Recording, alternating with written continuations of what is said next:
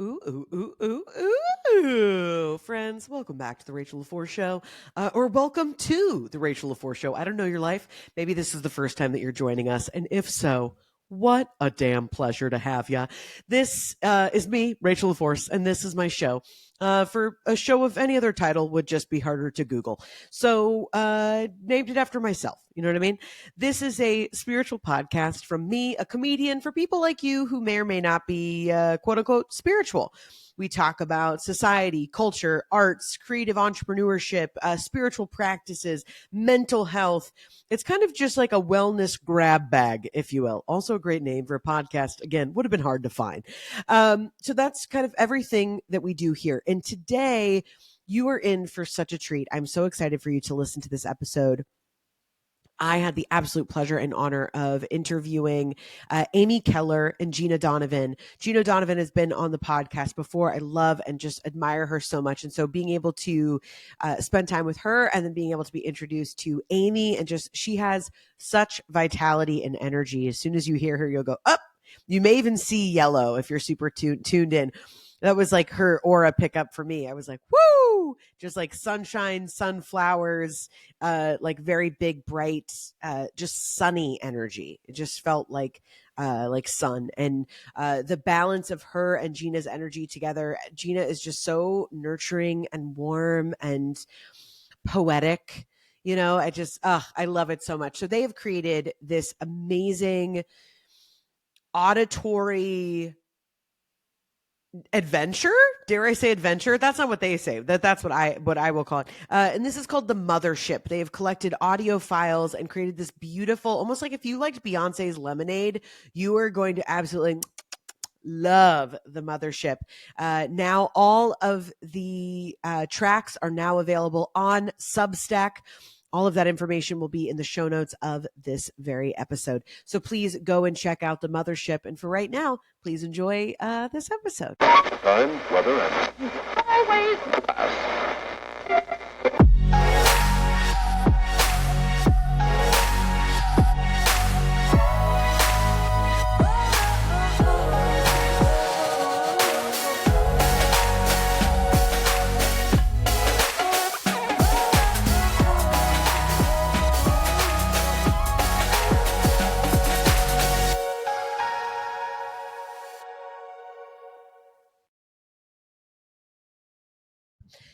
Well, I first do need to just brag on you both. If you're like, want to just grab a first class ticket to Compliment City, because I just am, from the moment I saw, because I knew that Jeana was like, I'm working on this secret project, all these things.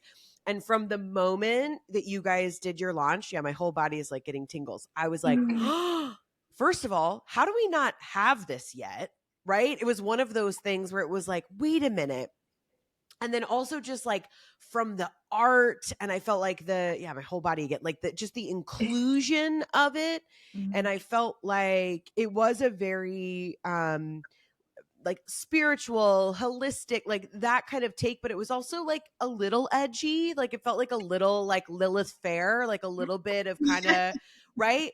Like there was a little bit of that to it. Like I just felt like I need to like listen to it with like Doc Martens on. Oh my God. And so I don't know if any of this is tracking for you, but we may have made it with Doc Martens on. No, I'm kidding. But definitely I saved up my allowance to buy Doc Martens. So I was clearly in that vein. You were tapping into it. oh yeah. I just the I think the raw expression of it was so cool, but also obviously you both have extensive backgrounds in, you know, like marketing and design, and like, so it was this beautiful marriage of skill and creativity with this like very like raw offering. So I'm just so grateful. I think last time I saw you said there was up to like 15,000 views. And which is just, I would say like amazing, but it's like, well, duh, of course you created this thing that incorporates so many different voices as well. Like, that's so much the strength of the project. What if I just go on for the next hour? I don't ask you anything. Do it. Everyone everywhere is like, We use this intro for volume 2. We're like, now cut to. I'm like, just tell you over and over again. But so yeah, I just wanted to share all of that. That's why Thank I you. like Thank you so when, much. of course, like when I get excited about something. And so as soon as it came out, like my instinct was to call you, Jeana, and be like, I have to have you guys on the podcast. And I was like, okay, relax. Like let them like launch this, like play it cool to force, and then you can come in and be like, I gotta talk to you guys about this. So I would just love to hear from you both about a little bit more, just so that the listener knows of like kind of the structure of it. You can kind of give us like the quick, quick and dirty. And then, yeah, I'm really interested just to hear about the process of it, how you both kind of came to doing this together. And then as we work our way through the conversation naturally, I'm also just really attracted to what it's also felt like of now birthing this project and the response, and has that changed? Like, I know, for instance, if I get up on stage and I'm like, here's where I think the laughs are in these jokes, but then the audience is really going to let me know. And I'm like, oh, I'm seeing it through their eyes. So kind of how it shifted this baby for you. Right. Jeana, you want to talk about why we chose to lay it out the way we did? Because Jeana kind of like gathered this approach of how we were going to like do a slow drip, where Gina's words, because I'm like let's like, da, da, da, da, da.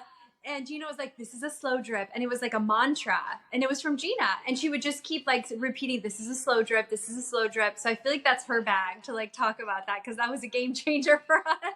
Well, I definitely learned that, because I'm usually like, I'll like draft something up and I'll be like, okay, I can't wait for anyone. I'll send it to Amy and I'm like, tell me what you think, or I'll send it to a friend. And then they take too long to respond. Not Amy. Amy's very good at responding. But then I'm like, and then they'll respond with their notes. I'm like, sorry, I already sent it out. And they're like, wait, what? So usually that's kind of my MO. But I mean, it's so funny to like have it already out in the world and then reflecting on where we began with it. And I think one thing that Amy and I really wanted to do was to create community, and we wanted to hear from other mothers, and we felt like there is this real isolation in motherhood right now, even though you can access people on Instagram and you can go to these spaces where you meet other moms, but there's still some disconnect in like, why aren't we all getting together and like helping each other raise our children? It's like you still have to find that nanny or that babysitter. There's still that outsourcing where so there was that initial feeling of like angst, right? The Doc Martin angst. I did not buy them, so I'm already having a problem saying it. But I feel like we wanted to do something in person with mothers and children. And then Amy's in Florida. She was pregnant at the time. And then I was like, I have a 1-year-old that just feels insurmountable. So then we're like, let's do a Zoom room. We're going to do like a day of a Zoom. And then we're like, what? Like, that's not possible. Do you know any moms that can sit on Zoom all day? Like, that's crazy.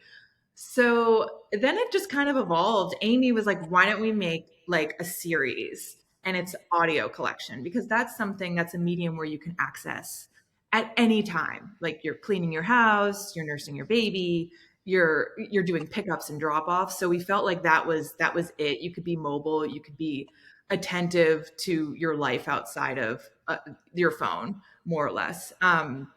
So then it just evolved into like, I don't know. It was like we have all these cool sound bites. Amy has these like amazing journal entries that evolve, and then that turned into reels. That then I was like, let's do like 6 months to invincibility. Like I want to hear Amy talk about it, and let's add a cool beat to it. Like so, it just kind of.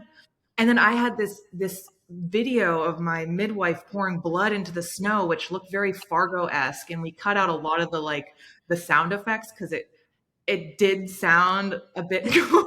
My brother and I were working on it. He's like, I gotta cut that part out. Like, I don't know about this part, because you just hear like the whatever into the snow. But all of these things, it just started to create like the palette of this audio collection, and it felt like it was beyond podcasting.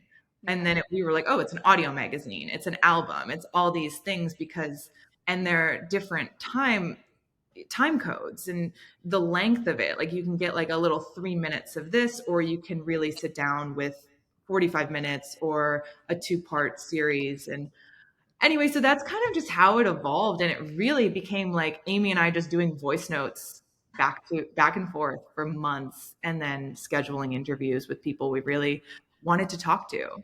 And some people I didn't even know. I didn't know their work. Like I know of Nam Satya, but I didn't know the extent of the work that she does with mothers, around relationships. And I've listened to that interview so many times, and I share it with people, especially when I talk to friends who are like, "Oh, my husband had the kids for the weekend, and like, he was tapped out by the time I got home, and like, how do you?" And I was doing my career life, and I felt like I had to like see where he was at, but also recognize like I do all this all the time, and I have a career. So it's like one of those things where I was like, "Hey, listen to this interview," because it's like it's just shifting perspective, and I feel like I listen to it all the time and I love it. And I get so much out of it, that literally it's like I have to be reminded, because I can go into, when you're tired and you're tapped out and you're like, I want to make this all work.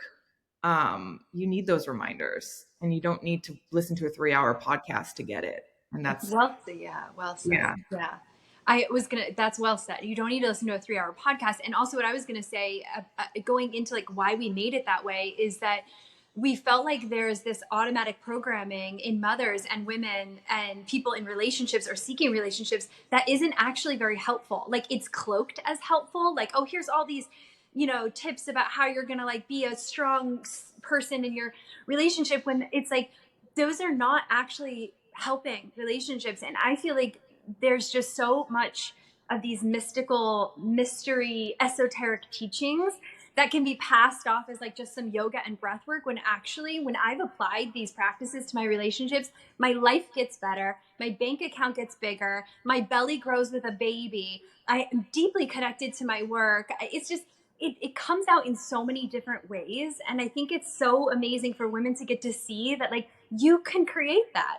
You are bigger than all of that stuff. And constantly listening to like podcasts that talk about how hard it is to have it all, it's not helpful. It's just like there's no codes there that I can like infuse into my home and create Venus, like, and create, desire in my husband, and like desire in my clients, and like beauty and joy and fertility and people, like bring people to this planet. And I feel like women need more voices that have those codes. And for me, that was like a big mission. It's like, give a mic to those people, because that's the stuff you want infusing in your home, literally vibrating in your home. Even when you're done watching, your husband comes home, or tra la, whatever, it's still floating in the air. Like, there's still these beautiful teachings floating in the air. Everyone's breathing in. Like, mom's different today. House looks different today. Same shit, same woman. It's a different frequency in the house because you've been shifted. So it's like, we wanted this bingeable thing. I wanted women to just like gobble it up, like stand at the refrigerator door open, light on, get it, and and like pass it on, like Jeana said. Yeah. Yeah, I love all of that you guys said. And I think the two things that resonate the most with me was, one, as soon as you were saying it, was like, yeah, putting it out like an album. And that's yeah, again, my body is responding very significantly, where it felt cool.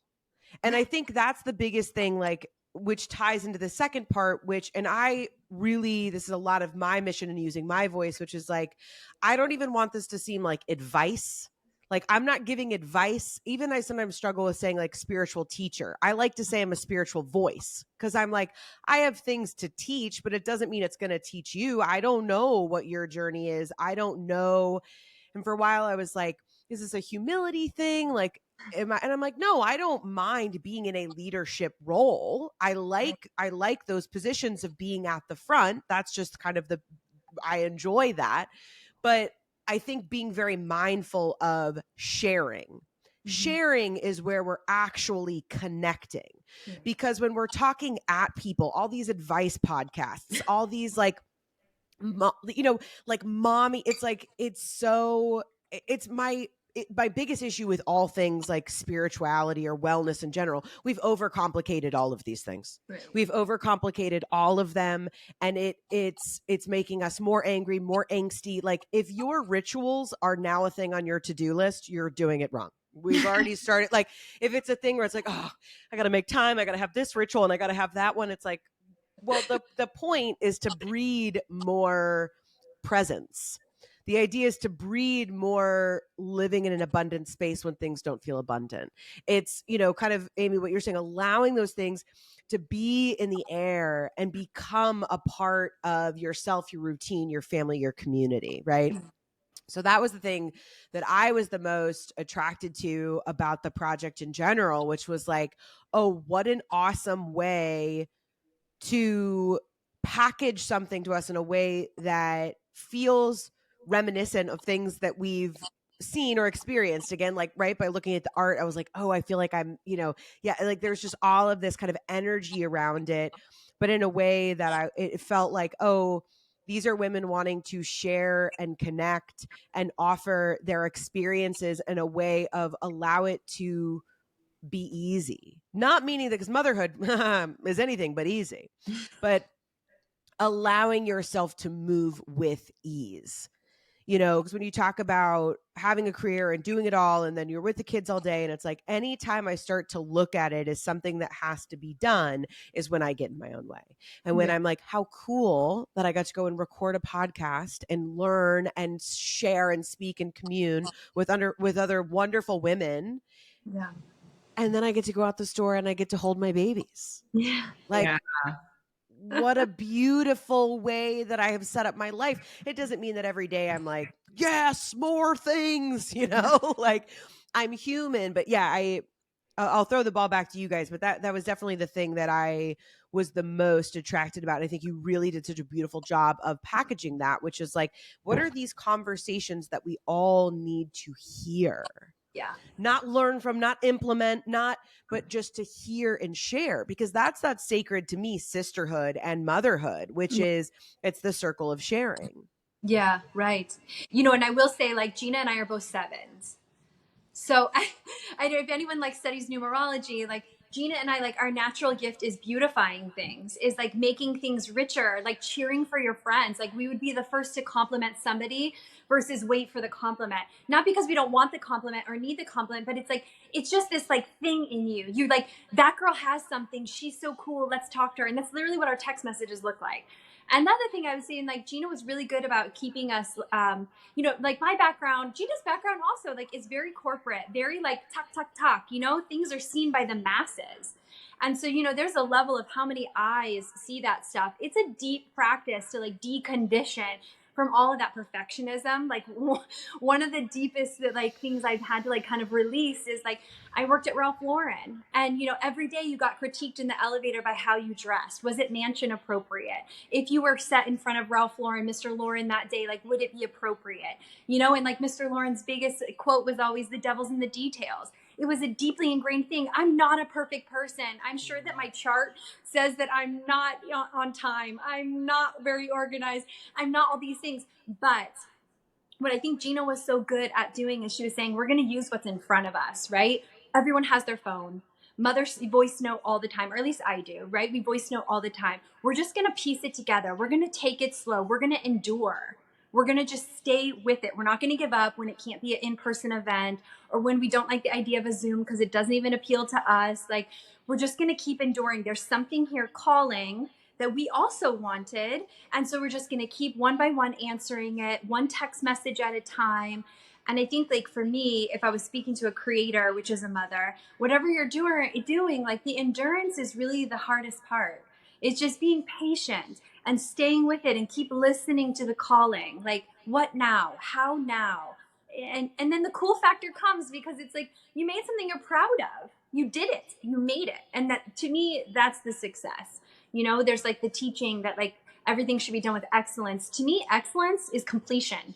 If I complete it, this is excellence. So it's like, that was like the best, to just be like, we did it, we packaged it, we created the space, we're going to show up every day while we release it on Substack. We're going to like market the shit out of it until you're like so tired of hearing it and seeing it in our Instagram and in our newsletters.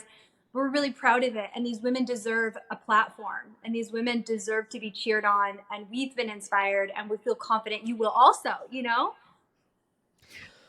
Go ahead, Jeana.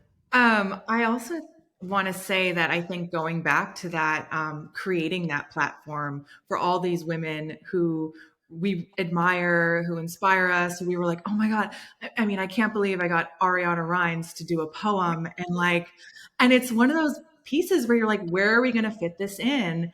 And going to Substack, which was a final decision, we were just going to release it all at once. Yeah. But going to Substack, it was another part of the medium that helped us steer the ship a little bit and write about either the behind the scenes, the process, why we reached out to these people, because I think at the end of the day we all come from the mother, and we are daughters, we are sons, we are children, from the womb. However, I mean, I know we live in a very modern society, so yeah. But I think what came out of Amy and I, because everything is so polarizing, especially in the world of motherhood. You can like read a post about formula, and then you look in the comments and there's a huge argument happening, which I honestly get off on reading. It's like, it's my low vibration. I'll be like, oh, you got to check the comments on this. But, I just think for Amy and I, it's like we really wanted to create a place where people can just kind of tune in. And I think you can feel the neutrality in us as creators, that then you can listen to the radical voice of my midwife, who views birth in a way that is very mystical and out there. And she has her opinions, and she's very boldly states them on medical industrial complex. But I think at the end of the day, you take what you want and you leave the rest. And I don't, not saying like going back to the commercialism, making it something that we made it for the whole world and every mother is going to relate to this. But I think that there's like the cool factor of tuning in and being like, oh yeah, they're not just like talking about diapers and like powder, and it's not just like super sweet all the So time. boring. So Like, boring. So boring. yeah. Or like, even I love when Amy's like, the gentle parenting thing is like a total eye roll. And I think every person that we spoke to, it's all about coming back to how can you authentically just be yourself as a parent and Right. not tear it off of this inundation of, this holistic psychologist said this on Instagram, and I need to reformulate my questions. Instead of asking my child, how is your day today? Here's 4 other questions you could ask them. And you find yourself being like, wow, I gotta make a note. I gotta make a note because I'm so basic. And I just asked them how their day was.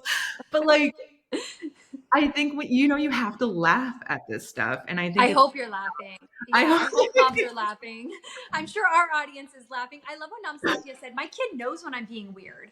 Like, Yeah. my kid knows. And I remember when she said that, I was like, that's my kid too. Like, I remember thinking in my head, like, Gaia does too. She knows when I have like a weird voice or something. Or I'm like, how did that make you feel? Who the hell talks like that? Like, it just, I don't know. It's just sometimes kind of a little bit strange. And you like will kind of catch yourself in the middle of like, wait, is that my voice? That sounded weird even to me. Like, you kind of like catch yourself. Well, and I think that to me, that's the beauty of sharing versus fact. Because that's a thing I struggle with a lot, right? Like, I'm always helping, like, a lot of what I feel called to do is help people uncover their truth. Right. And a lot of people have issue with that because it's like, well, it's spirituality or it's this, there's only one truth or this. And I'm like, sure, for you. But at the end of the day, I don't care who you're talking to, how many astro planes you've been to, or if you've seen Jesus Christ. We're all here on the same level. So you actually don't know. In fact, you don't know. And I feel that way about everything, where it's like, to me, the most important thing about being a mother is my mental health okay? Am I in a position where I can be the matriarch of my family today and move with ease? So if that means that breastfeeding has gotten too overwhelming and for whatever reason, and then I have guilty feelings about that or this or that, or like, what always worked for us was like bottle feeding and breastfeeding, because I was getting too touched out. It was too much for me, but I love that bonding time with my babies. And I love that, and I'm also just, our life in general is, I would say is like very like half holistic, and a lot same way of like I'm spirituality and I'm a comedian, right? I very much operate in two different worlds, and I find that harmony for myself, and that is what our family is. And so that's how I felt like having that bonding time with mom, that connection, and then also the ability that like family's here and they can give a bottle and they can have that sense of connection and nurture, because family is also a huge part of growth. Well, I'll get on a whole other conversation, but like growth for me and motherhood, and the ability to know I don't have to do it all. Right. And that doesn't make me any less connected from my children, to go, hey, I'd really love an hour to be able to, Shower, brush my yeah, teeth. right. I mean, whatever it Shave is. my legs. Last night I was like, I just need to shave my legs, and if it means the baby cries, that's okay. Don't come in the room. Yes. Yeah. And I think that's so much of it too, right? Obviously, I'm a big proponent of like, their nervous systems are forming and our subconscious, and yes to all of these things. But 1 hour, 30 minutes of the baby crying so mama can get her legs shaved. But You're gonna be you okay. know what? But you know what? The baby cried for like 2 minutes and then he figured it out. Yeah. I mean, that's the thing. I think like you said, going on a tangent, but it's like you said, like not teaching sharing, and it's like, it's hard for me even to say I want to shave my legs. Like, what does it really matter? I don't know, but to me it does. I'm just that girl. I just need that. I wanted to like do some dry brushing. Like I just wanted to like to be in there and have a little moment. And it's like I have to also remember that my husband is an extension of my aura, or at least I believe he is. I do. I believe I chose a partner that is a beautiful extension of my aura. And so when I give him that space to hold the aura and hold the family and physically hold the baby, it's going to be okay. Like my husband's got it. He's got me. He's got the baby, And so it's like kind of sometimes, and that's why that Nam Satya interview stings a little, because sometimes it's just like, you know what, girl, you got to get out of your way. You got to stop pretending like you're X, Y, and Z and your husband's causing that problem or society's causing that problem. You got to get out of your way. You got to release a few things. So it's like, I think going back to like why the interviews and everything felt so cool is like we had like a whole cascade of people. Like there's a whole different sector of all kinds of stuff that I didn't necessarily like, wow, I never heard that before. I don't know that that's mine, right? Jeana and I had conversations where I'm like, I don't resonate so deeply with this, but that's okay. It's okay. It doesn't need to be like an echo chamber of like Amy Keller's philosophies on life. That's absurd, And the truth is, in like speaking of like in reflection, like now that it's out there, one of the biggest things Jeana and I were talking about is like how you evolve. You would have maybe asked a different question, given a different response. You would have like done something a little bit different. And here you are out in front of people as if that's your last stance. This interview is the last end-all, be-all opinion of Amy Keller. That's absurd. If you're listening to this, if you're interested in highly elevated spiritual, mystical, esoteric teachings, a different way at approaching life, you're going to evolve quite quickly. Who you were last week, you're like cringy about her a touch, or something she said, you're kind of like, oh, I don't really feel good about that anymore, And so it's like things are out there that like maybe I wouldn't say or do or agree, whatever, and it's okay. And I don't have to identify, it was this spot and I just wanted to give you a quick tweet and let you know I don't believe that anymore. No, I'm like I'm moving on to the next thing. We're going into volume 2 and it's okay. Well, and that I love that you share that, and that really goes into when you were talking about the Ralph Lauren, and like I feel that way through Hollywood. I've been talking a lot about this, where I was like, where does perfection get in your way? And like it's a lie. It's a bullshit lie, because what it does is if you make people question themselves, then they'll do whatever they need to do for you, right? It is a tact. Am I saying that Ralph Lauren was like this mastermind? That's not what I'm saying. But it'd come for me, Ralph. But the point being, where I think that we see that all the time. And I was saying that with this podcast where I'm like, with my producer, and I'm like, well, I don't know, like the tech wasn't working or this, or I had to reschedule. And I tie all of that to my power and my worth. And I'm like, oh, these people are going to walk away and think I'm an idiot and this and that. And it's like, but Rachel today doesn't think that. That's old pain body stuff. That's old conditioning of you get one shot in this room, kid. you know? And I'm Right. like, fuck that. I don't want to be in rooms like that anymore. If I can't show up, like that's the most beautiful thing to me when you talk about motherhood, where it's like, to me, the best thing about it is it's a perpetual teacher. And when I allow my role in that to be like, oh, I don't have to have all of the answers. And if I wanted to nurse and be in bed all day yesterday and then today that doesn't feel good, that's okay. You know, like, yes, there's something to like complete chaotic energy, but there's another thing to like honoring where you're at. And we have this idea that like stability or routine, and it's like, no, it's about harmony for me. And every day is going to be different. And we have all of these cycles and all these outside things. And again, if you talk about these like mystical teachings, to me, that's the most powerful thing of like, are you truly listening to where you are right now? Because if you're not, you can tell me every mystical teaching that you've ever thought of or whatever. It's like, are you connecting to yourself now? Because Amy, I loved when you said, you're like, my daughter knows if I'm being weird. You know, look me in the face and go, what did you just ask me? You know? And so I think it is that of like, it is that because nobody reads bullshit better than a toddler. You know what I Oh, mean? so Where like, true. So true. You know, and like the thing for me, and I've told Jeana this before, my number one philosophy on parenting, me personally, is just to tell the truth. Age appropriate, but tell the truth. Because that's just who I am. Like that may not be another person's thing, but that's how Amy Keller is. So sometimes in the middle of it, when she would be 3 and something would get wacky and she'd start acting weird, I would say, you know what? I feel overwhelmed. I don't really know how to handle this situation right now. So I don't know what to say. I'm going to just take a minute here to gather myself. I would literally tell my 3-year-old, I don't know how to tolerate your tantrum, essentially. I'm freaking out inside also. I wouldn't say like, I can't tolerate your energy because like, right. who wants to hear that? That sucks. Right. But I'd be like, I feel overwhelmed right now. I am not really sure what to do or what to say. I just need to take a breath. And that'd be like before bedtime, trying to get to something on time. Like, and I've just always been honest, and it goes to everything, like to TVs, to screens, to dyes in the food. My kid knows it all, and they know it all because that's just who these kids are right now, which is why they can tell when you're being weird and wacky. Something's not right with mom. But it's like, my thing has always just been to just tell the truth as it is right now, right? Like, guy is going to tell me in 10 years, like, you did this thing that was poisonous to me. And I'm going to be like, whoa, I did, but it's like, I'm just doing what I know right now. And I'm just being honest about what I know and what I don't know right now. I think that's great because I feel like she's going to be able to express her I don't knows Oh, and she not does. have it feel.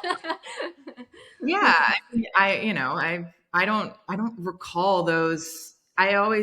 My memories are my parents sort of hiding their feelings and not being able when they can't deal with something.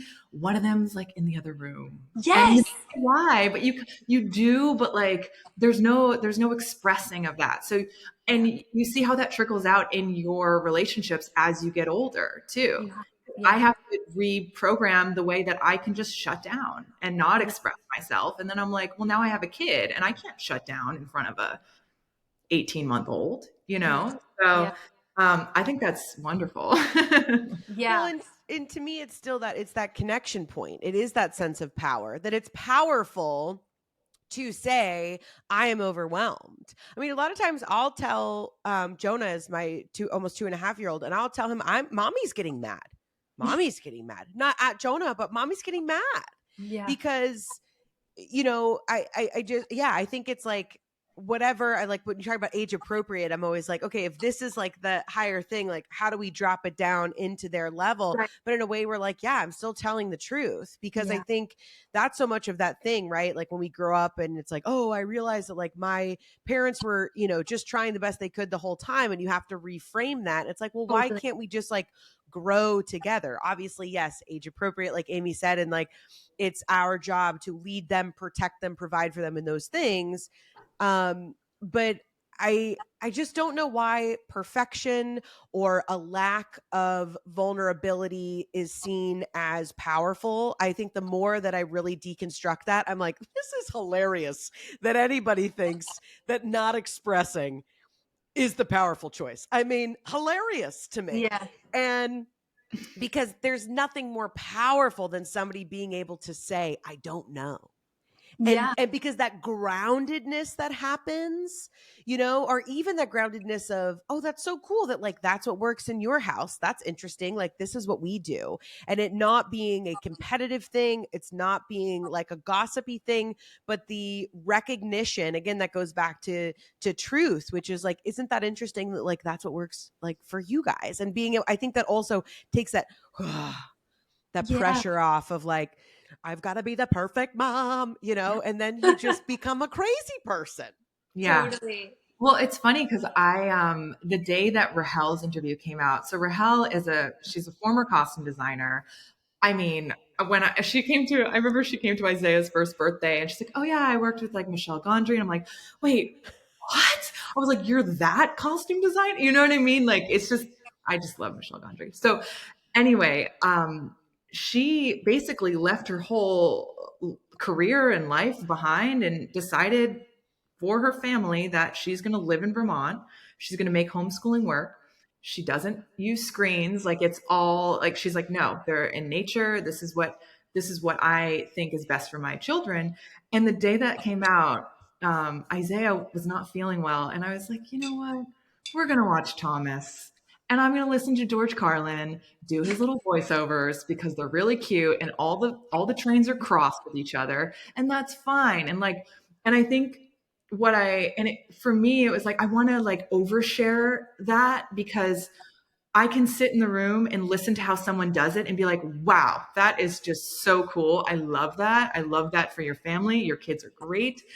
And then I can turn on the television for my kid because he's not feeling well. And now like everyone in the house is tapped out and it's just a reality for that moment. And I can't obsess over it because that's going to be the thing that everybody feels over, you know, the 8 minutes of Thomas on television.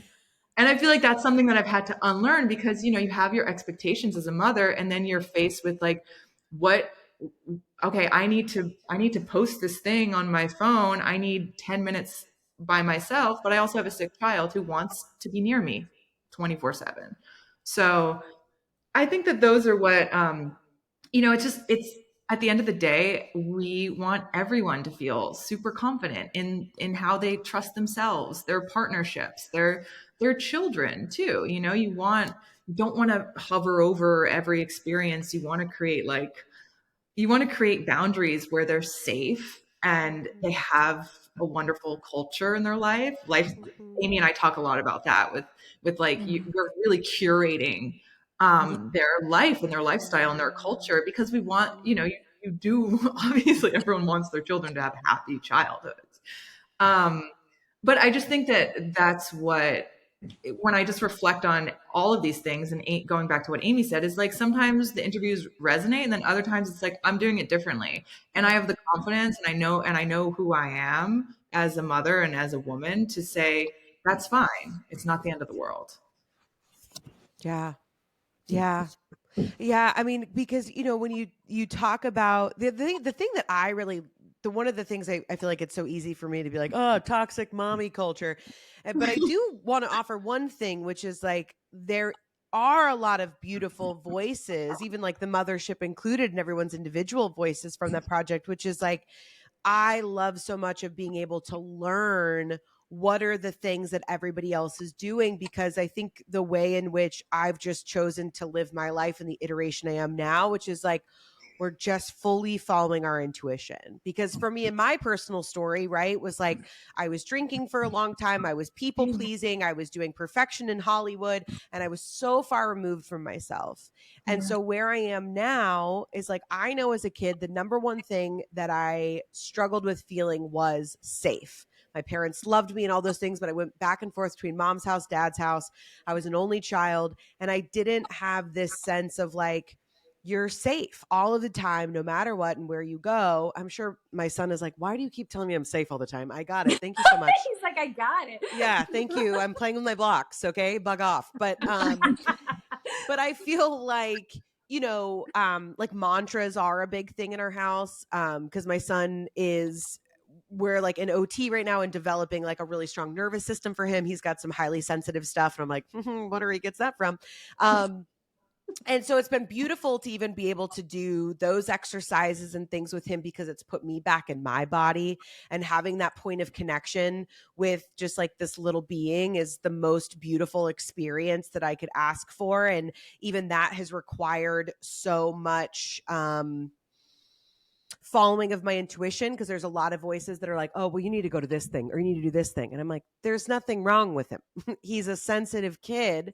So I don't want to eliminate that. I want him to have the language to understand there's a lot of places in which you're going to go and they don't operate the way that we do at home. So I want to be able to give you life skills of both things. So if you go to someone else's house and you're noticing, different,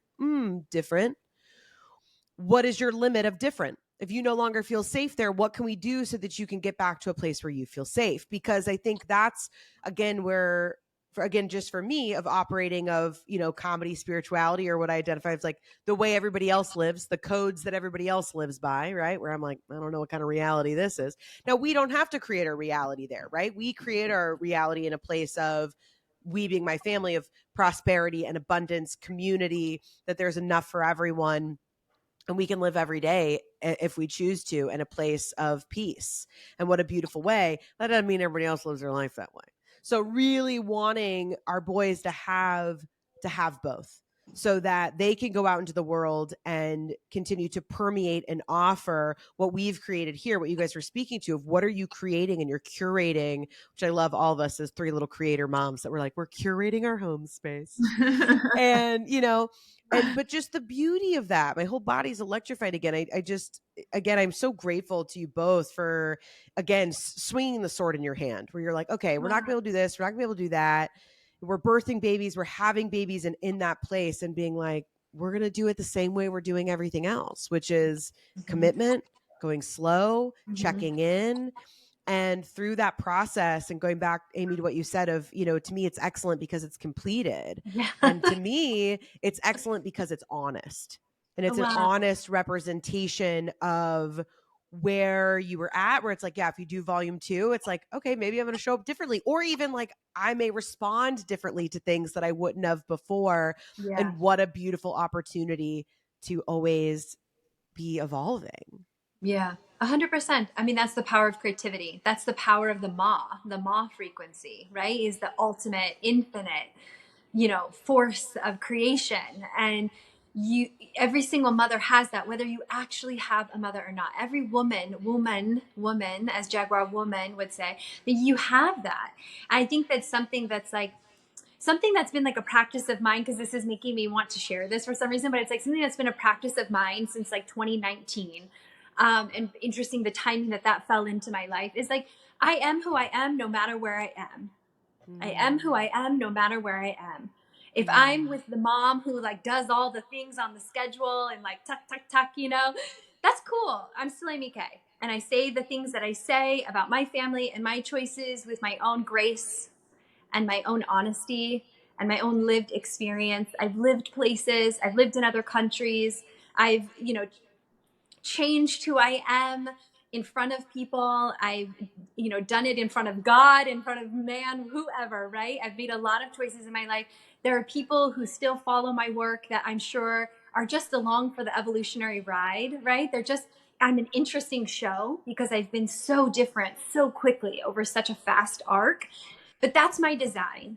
And who I will be when I turn 50, right? Like I thought about that so much when I turned 40, like, wow, this is who I am at 40, and reflecting on who I was at 20 and who I was at 30, and like just so proud of myself that I allowed myself to just keep going, to just keep moving higher and bigger and bolder and take up more space, because I liked the space I was taking up. I liked myself more because I gave myself permission to just be full out and who I am wherever I am. And it's interesting why I say that timing, because then it's like that just kept going. That gave me so much grace. And I know that it permeates off, and it's part of my own aura and my own radiance. And when I look at my daughter and the things people say about her, it's in her aura. But it's like, I am who I am wherever I am. And that has absolutely nothing to do with you. That has absolutely nothing to do with the people around me. That's the experience that this incarnation has allowed me, is to be in that experience. And I feel like that's infused in this project. Like Isabel, I loved in Isabel's interview when she talks about how your children are like this living, breathing, like projection of your subconscious. I was like, damn, she got me. Like that was so spot on, and like when they're triggering you about something, or how she explained it in her practice, like I'm going to set up this space. We're all going to be doing, something right now, but mom's going to focus on this, and how she just like explained how that evolved over 40 days. I thought like, wow, I hope everyone who's listening really hears that part of the interview, because just that one thing could like open up a giant hall in someone's mind, in a mother's mind or a person's mind, of like how triggers your children, your spouse, whatever, when you're trying to get holy, like when you're trying to have a holy moment your whole life is holy, and I felt that as a mother, like instead of getting up at these auspicious hours and, and like here comes my family right now, right up the stairs. It's like, I'm still me. The camera's on. This is my daughter knows this is us. This is who we are, right? There's no like weird, oh, now I'm this person, now I'm not. That's very freeing and liberating. And I think it's like a gift to other people, when you have conversations and you just allow yourself to spill out into every area without changing your color based on who you're in front of or what you're talking about. Yeah, and to speak on that, because when we launched the Mothership, there was a moment like a couple days after, and I don't know if you guys have felt this before, when you really put yourself out there all at once. And I was like, I felt like this open wound. Like I was like, I'm just gonna hide, and like, what was I thinking? And you start to backtrack all the decisions. And then I'm like, why did I send it to that mom? She's listening. Now, like they know something more about me. And it's just all of those things that you're like, oh, this is the feeling of evolving. This is the feeling of putting yourself out there and all the things that I want to do. And I think that there's a part of me where it comes very naturally. And then there's the other part of me that I'd be happy to just stay hiding behind the Yeah. scenes, you know? So, um, oh, Yeah. I'm just thinking sorry, I went into tech mode and I heard the Oh, static, you but heard it's it again fine. here. Oh, Yeah. don't worry about it. Sorry, I We're know you said wrapping up. for moms, we're doing our Hey, thing. I am who I am no matter where I am, okay? If there's static in the background, you guys can handle it. I went in full behind the scenes mode where I'm like the tech person. I'm like, I know. No big deal. But yeah, I love that share. First of all, Amy, that is exactly, you felt called to share that because I needed to hear that. That is the expression of, I'm going to be sharing on it. So I apologize. I'm going to be tagging you a lot on Instagram coming up because I'm like, I can't share that without saying, here's who shared that with me and brought that to my awareness, because that's the like perfect, like truncated part of what I've been trying to express when I say like owning your power is owning it no matter what's happening, no matter who's in front of you. And that ties so perfectly into, hi, my friend. Yeah, How he's old like, are they? he's only 2 months. Oh, Yeah. oh my Oh, my goodness. husband said, how many times did you mention me? See what I'm saying? It's like, Don't worry, you my could say friend. hi. You could say hi. Did you mention me or no? Yeah, this Hi. is my husband. It's so funny. When I'm on these interviews, I'm like, if these people just knew my husband is like so much more interesting than I am. And the things that I do, I'm like, my husband's so much more interesting than all of this. That's so funny. We just do like an after, like a follow up to this one. I just interview both of your husbands. We're like, Right. okay, They so would have a totally different story to tell you. yeah, it's the men behind the mothership. Yeah. Yeah, Oh my gosh. Totally. I was going to say, oh yeah, and then going back to as we're evolving and stepping out, and I feel like those are two major lessons that I wouldn't call them lessons, but I think like experiences, things I'm experiencing right now, which is like I was sharing with my co-producer Caroline, and I was like, I feel like I'm in this new level of the video game, right? And I was like, I've opened up all these new doors of abundance. I'm realizing I'm the one who has the power. I'm in the driver's seat, but now I'm actually driving. And when you're doing that, you're going, oh, I didn't expect that thing. Ooh, that makes me feel cringe. Ooh. And yeah, it's exactly that, which is like, I am who I am no matter where I am. And with that is also like, it's okay to feel embarrassed. Like, I think it's okay to feel like you didn't make the mark. And I think I spent so long like in my own illness of not wanting anybody to know because I didn't even want to have to feel it, and being like, oh, I think like going back to that word of excellence and like always doing your best, right? Of like 4 agreements. I think part of it is like accepting that like that's also part of it. Like doing great work isn't just, oh, everybody loved it and the accolades and how, I mean, I'm not, that's not to place that on you guys, but speaking for my own thing, right? You put something out there and it's like, well, with that also comes the hiccups, the cringe, the, oh, I hope they like it. Oh, it's so raw, it's so real. Yeah. And just doing it anyway.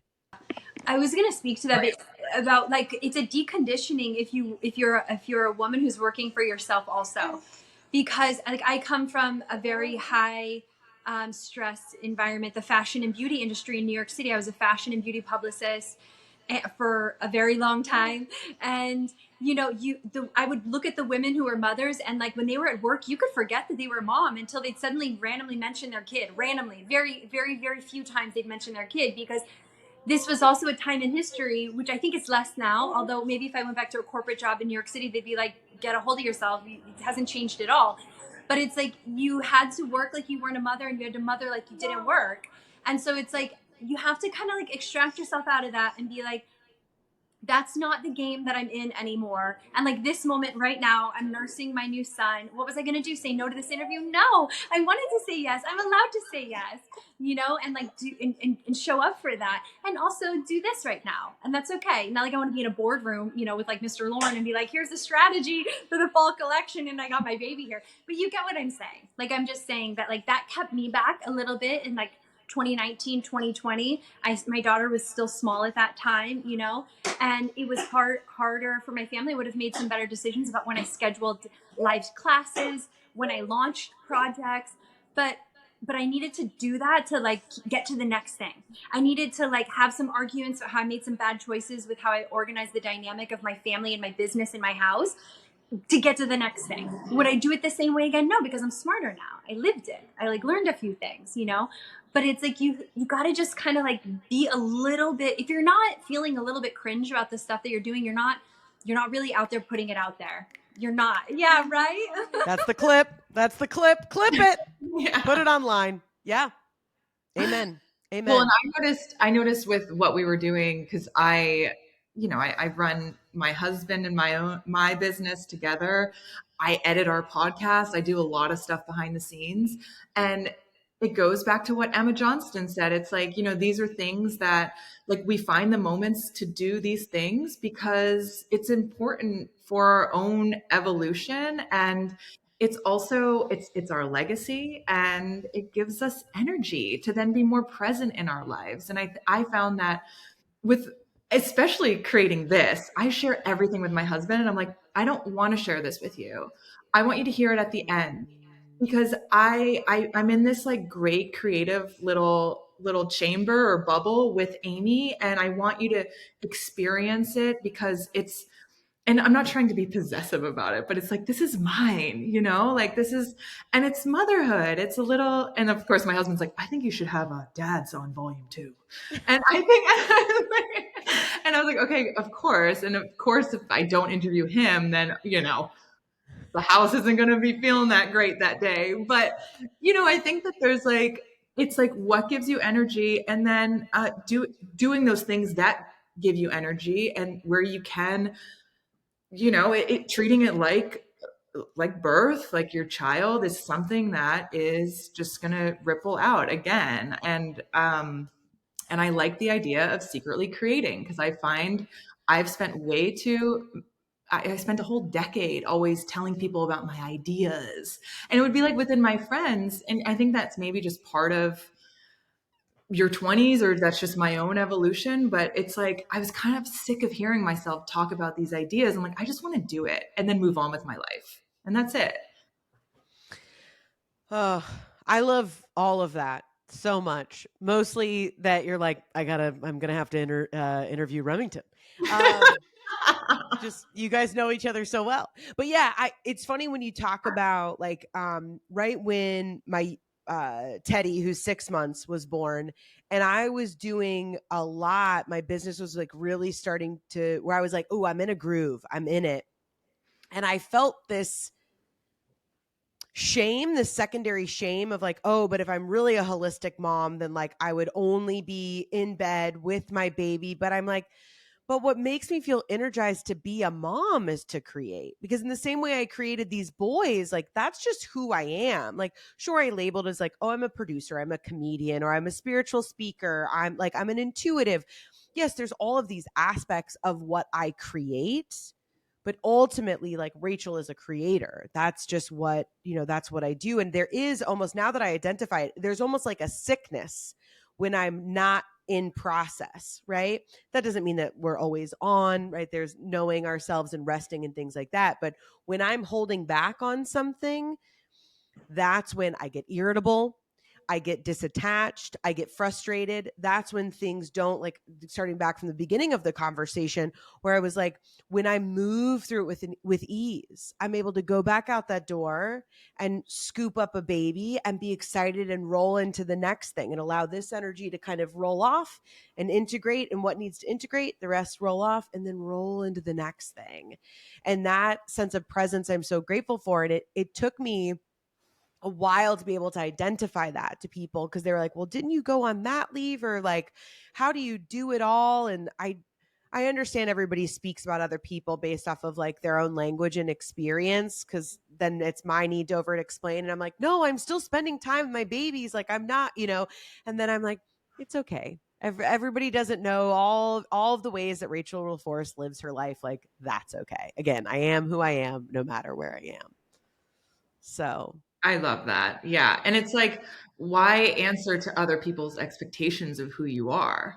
It's just, I think that's the other thing as also a people pleaser in recovery. It's like, I notice how me fixating on how other people are viewing me has actually never allowed me to fully express who I am and put that into the world. And I think that that was another thing with the mothership was like, I told Amy, I was like, I'm coming out as Jeana Donovan. Like all of the graphic design work that I've done, all of my IMDb is under my maiden name, and that's great. And I'm super proud of all those things. But it's like, I want to get pictures taken and I want to put myself out there and I'm going to rewrite my bio and all those things that there's so little, but it's like, try writing your bio right now. It's really hard. You're expressing yourself. You want to capture where you're at. And I read a bio from like 3 years ago and I'm like, oh God, I would never, ever put that in there now, So I think it's like going back to what Amy had said, like we're evolving and we're changing and like, and you're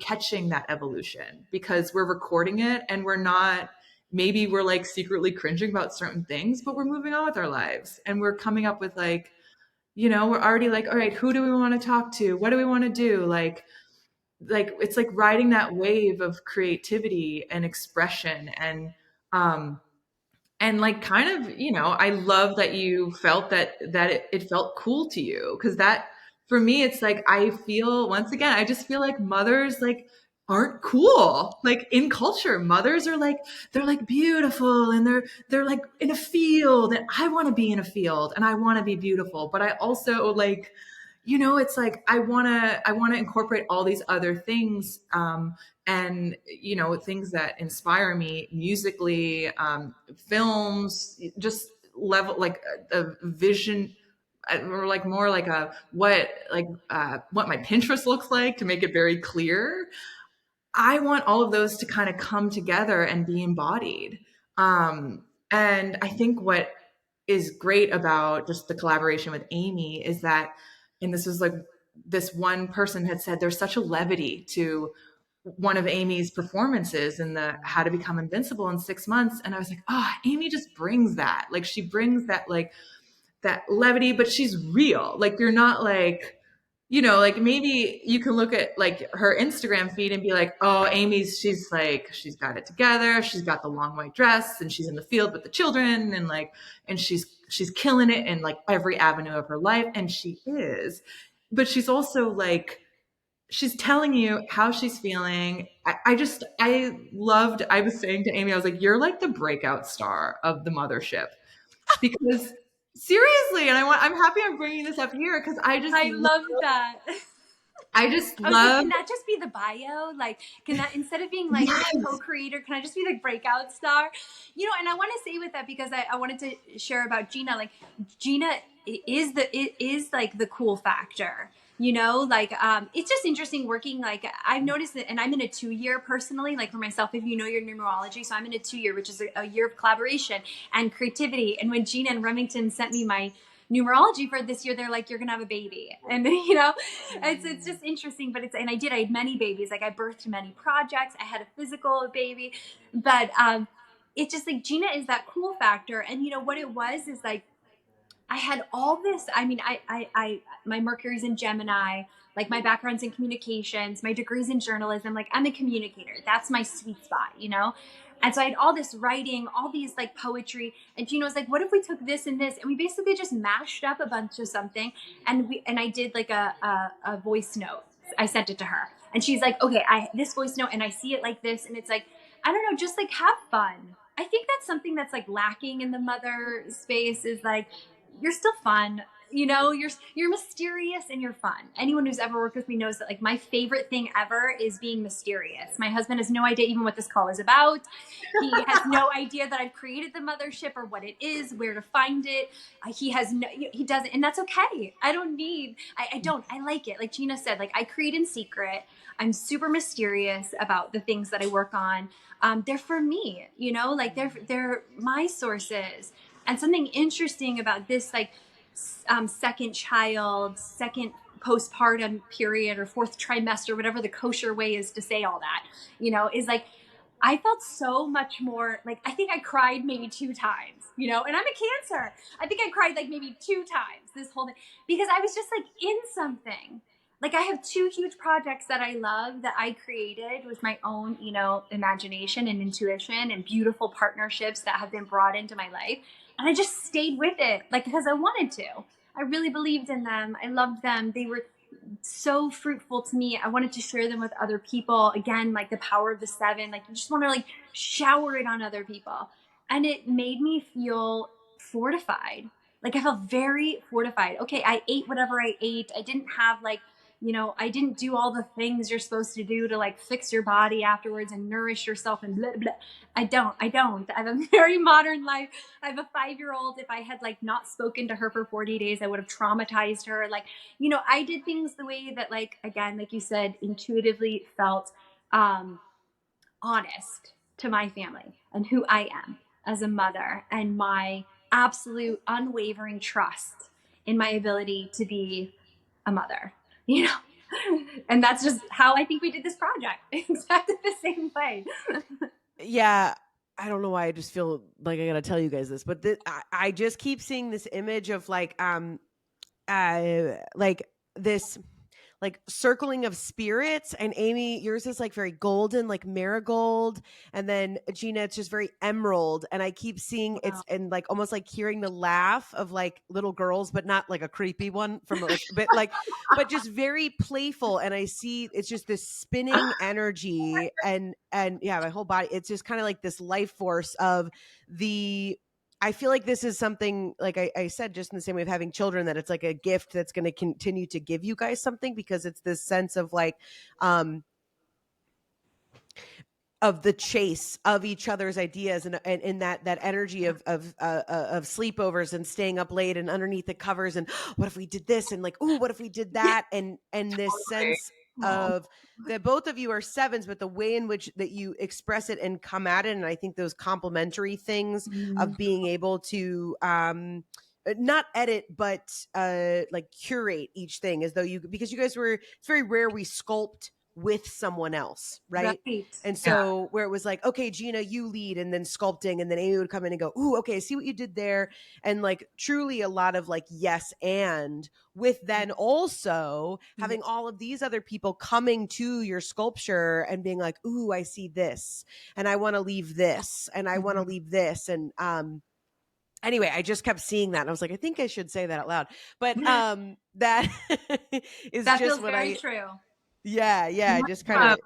I want to just give a shout out to my brother because I would basically be Yeah. like, my brother Casey Sullivan.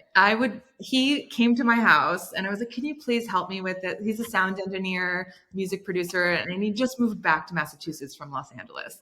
And I was like, could you help me with this project I'm working on? And it's with my friend Amy. And we had like a little call with him. And Amy and I were just like, our audio was off. The kids were running around crying Yeah, around. Do you remember? totally. And Casey's like, okay, I'm gonna come up to Vermont for the weekend. And I'm thinking he's just gonna like have his laptop. And he brought like two screens, speakers, microphone. And I had all these voice memos from a lot of women that had already sent in their projects. And I could just, he's like, this is like, he was so funny. He's like, this is like, if you want to learn how to clean audio, like I could teach a class right now because there's just like some of the craziest. He's like, where was this person? Were they in a bathroom? That was in the middle of a hallway? And then did they put themselves into a television from like 1985? Like, and it was just like, and he managed to just like level it all out and add texture to the audio where it feels like a fly on the wall. And I think that comes through. You do, and I hope this also comes through, is like these women are like finding time in the middle of their day. Most of them have children to where it's like, oh, okay, the baby's napping. I'm going to record this flow right now and do a movement. And they're doing it off the cuff. A lot of them are like not familiar with recording themselves. So you definitely capture that authenticity and that like the presence that we always go back to as mothers is like being present even in like recording spaces. But he was just, it was fun. Like I felt working with him and I was like, hey, like, is there anything, can I do anything? He's like, just buy a gift for my nephew. And I was from me and it was really sweet. And he was like, I just want you to feel supported. Like, this is my way That's what I to was gonna support say you. when he said that. Yeah. Yeah, and it was something that like I don't expect of my siblings or like my parents to be like, oh, this is how you support me is like producing the mothership. Like, but it was something that I could. That's what like got him in the car and 3-hour drive with all of his equipment set up and sitting and being like, hey, I want to do this like weird like because I don't know if you're listening to this, please listen to Amy Keller's How to Become Invincible in 6 Months. But there's this moment where she says, smile at strangers. And it's like like the heavens open. And I was like, I wanted to do that. And then like a zoom. And like, he was just like, okay, blah, blah, blah, blah, blah. And then did it. And we were sending Amy the MP3s in her text messages. I think it was like on a Saturday and she's with her family. And so like she's kind of trickling in throughout the day being like, this sounds like you're having so much fun. Yeah, I did. Comes through. Yeah, I it love really that. did. Yeah. Yeah. So shout out to my brother. Shout out to Casey, the man behind the women. Yeah. Casey Sullivan standing on 2 feet, supporting just mothers at large. What like big shoes. Well, I'm just so grateful to you both for your time, not only putting that entire project together, and it sounds like a volume 2 may or may not be in the womb in its way to us. Yep. So I just for folks listening, again, I've even posted about it a handful of times on my socials and things like that. So we will put all of the places for all of this stuff to be found and all of the other work that you both bring into the world in the show notes on YouTube and all of the places that this will live. And so I'm just so grateful for the opportunity to have the conversation. And I just was so like, again, it the thing I loved so much, both in the art and in the construction of all of it, just felt in the women who lent their voices was, just that raw, like reality where I was like, oh, it feels very like Mom, but punk rock was just the way that, but it felt punk rock, but you can join if you want. Like there was something that was still, with like the lavender. And so just that the barrier to entry felt welcoming. And I think that that's something that, going back to the very beginning of this, as we wrap it up, which is where are these spaces where women can commune? Where are these spaces that we can all come together? And I think even on a bigger note, obviously I don't want to take away from that this was made for mothers. I think that is important to isolate that, but also even in that bigger, which is what are you creating and what are you wanting to nurture, and that idea of woman and what is it that you're wanting to hold space for. And I think that, or even for women who are maybe like, I don't know if I can do both, if I, and having all of these voices and knowledge and information to be able to listen to and hopefully draw some sort of conclusion for themselves, or just insight about something is such a beautiful gift. So thank you both so very much. Is there anything else that you would like to leave us with? No pressure. No pressure. This always happens. I was like, I wanted to say that one thing. I mean, we did it. I feel like we left it all on the floor, but just before we went out, I wanted to make sure that I gave you the opportunity. If there was anything else that you were like, this thing.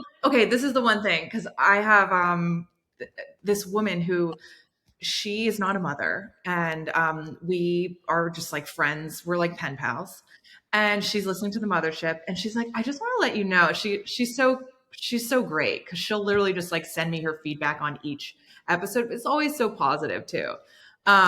But she's like, this is like really inspiring me to create something, and I've been wanting to start like a Substack sort of thing where I'm like where it's like sort of cultural critiques, and she's like, it's just reading what you and Amy have, all the different newsletters and posts that you've done that accompany the audio, and then seeing like how it's rolled out has inspired her to create. And she's also like, this, I know I'm not a mom, and like I don't know if she plans on being one, but it's like it's inspired her to sort of look within herself and like plant those seeds and bring things to reality and make it work. So I don't know. I think that's really cool. So I feel like it's definitely for mothers, like future and present, but I think it's for anybody, Yeah.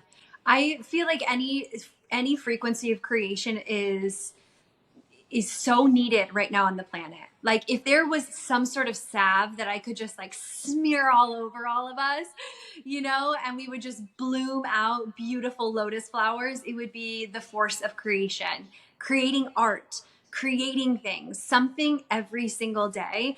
It's so medicinal to the spirit, but it's also, like Jeana said, it sends like a giant flare up to everybody else. Like, there's cool shit going on right now. Like people are up to cool stuff. The world is not going to explode, like we're here for a bit longer, I'm sure. So you may as well make some cool stuff and like have cool conversations, be with other people, because the force of creating things is more than just what you create, right? The force of creation, it fills spaces with a different vibration, which creates fertility. It creates health and vitality. Like when you're tapped into creation, you're tapped back into yourself, right? And it like is a light that turns on, and everyone's like, oh, hey, wait, something's up with that chick over there, or that guy over there, like whatever it is. So it's like it just create. It is so medicinal to not only you, your family, and the people around you, but to the entire planet, to just send out a vibration of creation. Amen. I love that. Well said. I love it. Friends, you heard it here first. Thank you both so much. Thank you so much, Rachel. Thank you. You're welcome. Awesome. Did we have fun or did we have fun? Oh my goodness. I am so lit up. And for you all that are listening for the first time, well, of course, this would be the first time unless you're listening to it again. And if so, I will take a repeat listen. But I am so excited because at this exact moment right now, you can jump from this episode, you can go to Substack and you can listen to all of volume 1 of the Mothership. We timed this out perfectly, where all of the episodes or all of the tracks are out and available. So you can listen to them in pieces. You can listen to it as one album. If you've got a road trip or something coming up, just finding that quiet space within yourself and just taking in all that they've created and all of these amazing voices that have contributed to the Mothership as we eagerly await volume 2. So thank you so much again for all on the Mothership. More information on Amy Keller and Jeana Donovan as individuals and together. You can check out all of the links in the show notes, no matter where you're listening or watching this.